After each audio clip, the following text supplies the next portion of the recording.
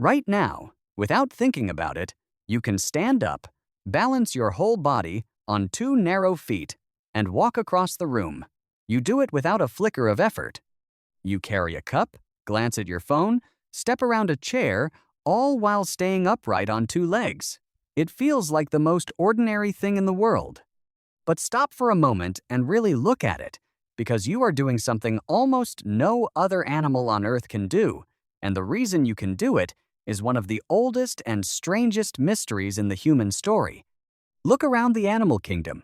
Almost everything moves on four legs, or six, or none. The creatures closest to you, chimpanzees and gorillas, your nearest living relatives, spend most of their lives on all fours, knuckles pressed to the ground. They can stand and stagger a few steps when they need to, but they don't live their lives upright. You do. Every step you take, every walk to the kitchen, is balanced on 2 feet in a way that is genuinely rare. And here is the part that surprises most people. This wasn't a small detail of human evolution. Walking upright may have been the very first thing that set your ancestors on the path to becoming human. For a long time, people assumed the big human brain came first, that our ancestors got smart, and then, being clever, figured out how to stand up and use tools. But the fossils tell the opposite story.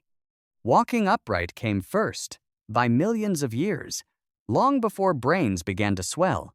The clearest proof has a name, Lucy. In 1974, in the Afar region of Ethiopia, the paleoanthropologist Donald Johanson and his team uncovered the partial skeleton of a creature that lived about 3.2 million years ago. They named her species Australopithecus afarensis, and they called her Lucy. Her brain was small, not much bigger than a chimpanzee's. But her hips, her knees, her spine, the angle of her thigh bones, all of it pointed to one astonishing fact: Lucy walked upright. She had a tiny ape-sized brain, and she stood on 2 human-like legs. Walking came long before thinking. And there is something even more haunting than bones. There are footprints. At a site called Laetoli in Tanzania, the team of Mary Leakey discovered a trail of footprints pressed into ancient volcanic ash, around 3.6 million years old. They were not the prints of an ape shuffling along. They showed a rounded heel strike, an arched foot, a big toe lined up with the others, the unmistakable signature of an upright walker.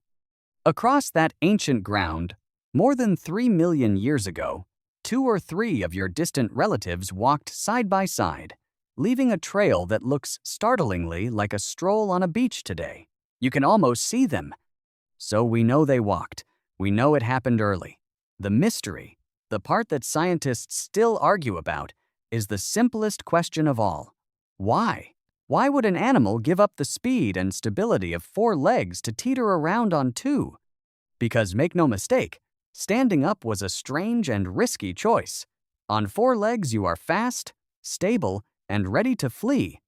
Rise onto 2, and you become slower, more easily knocked over, and you expose your soft belly to the world. So something must have made it worth the cost. And over the years, scientists have proposed several answers, none of which has completely won.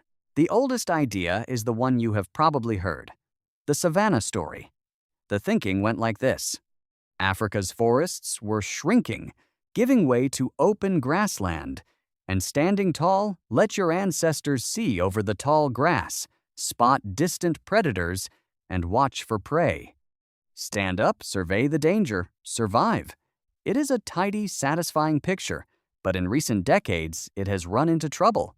An older relative, Ardipithecus ramidus, nicknamed Ardi, lived about 4.4 million years ago and was described by Tim White and his colleagues in 2009. Ardi already showed signs of walking upright, yet she seems to have lived in woodland, not open savanna. If upright walking began among the trees, then the image of an ape standing up to peer across the grasslands may be more story than fact. A second idea is colder and more practical: energy. It turns out that for covering long distances, walking on 2 legs is remarkably efficient. In a striking experiment published in 2007, Researchers, including Michael Sockol, David Raichlen, and Herman Pontzer, trained chimpanzees to walk on a treadmill, on 2 legs and on 4, and measured the energy they burned. Human-style upright walking turned out to use significantly less energy than chimp knuckle walking. So picture a world where food is becoming scattered and patchy, where you must travel farther between meals. An ancestor who could cover those distances on less fuel would have an edge day after day, mile after mile. Bipedalism, in this view, was simply the cheaper way to travel. A third idea looks up at the sun. The biologist Peter Wheeler argued that standing upright helps keep a body cool under the brutal midday heat of equatorial Africa. On 2 legs, far less of your body is hit directly by the overhead sun, and more of your skin is lifted into the cooling breezes that move above the ground. Standing tall, you catch the wind and dodge the worst of the heat. This idea fits neatly with another chapter of the human story, the loss of body hair and the rise of sweating, all part of becoming a creature built to stay cool while moving across hot, open country. And there is a fourth idea, perhaps the most human of all, freeing the hands. When you walk on 4 legs, your hands are feet. They are busy holding you up. But rise onto 2 legs, and suddenly your hands are free to carry food, to hold tools, to cradle an infant. Charles Darwin himself guessed at this more than a century ago, suggesting that standing upright freed the hands for using tools and weapons. Much later, the anthropologist Owen Lovejoy built a detailed version of this idea, proposing that carrying mattered enormously, that an ancestor who could gather food and carry it back, perhaps to a mate and young, gained a powerful advantage. In this view, you didn't stand up to see farther or stay cool. You stood up so you could carry your world in your arms. So which is it? The honest answer, and it's the heart of this story, is that we still don't know for certain. Not one of these ideas has clearly won, and the truth may be that they are all partly right. Maybe there was no single reason at all.